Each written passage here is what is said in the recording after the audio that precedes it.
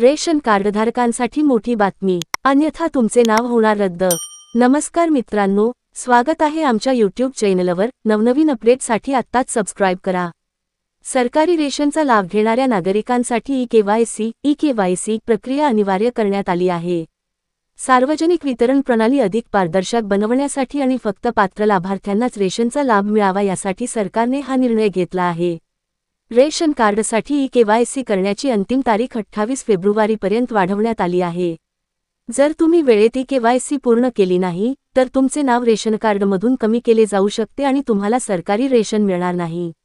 जर ration कार्डधारकांनी 28 फेब्रुवारीपूर्वी e-KYC पूर्ण केली नाही, तर त्यांची नावे रेशन योजनेतून रद्द केली जातील। त्यामुळे सरकारी धान्य मिळणार नाही। अमरावती जिल्ह्यात सध्या 3,74,335 रेशन कार्डधारकांना सरकारी धान्याचा लाभ मिळत आहे। मात्र बोगस कार्डधारकांना रोखण्यासाठी सरकारने कडक उपाययोजना केल्या आहेत। यामुळे रेशन कार्डधारकांना तातडीने ई-केवायसी प्रक्रिया पूर्ण करावी लागणार आहे। रेशन कार्डसाठी ई-केवायसी करण्याची प्रक्रिया अगदी सोपी आहे। लाभार्थ्यांना त्यांच्या जवळच्या रेशन दुकानातील POS मशीनद्वारे ई-केवायसी करणे आवश्यक आहे। गेल्या 2 वर्षांपासून सरकार नागरिकांना ई-केवायसी करण्यासाठी सतत सूचना देत आहे। मात्र अद्याप 32.65% लाभार्थ्यांनी ई-केवायसी प्रक्रिया पूर्ण केलेली नाही। ई-केवायसीसाठी आवश्यक कागदपत्रे।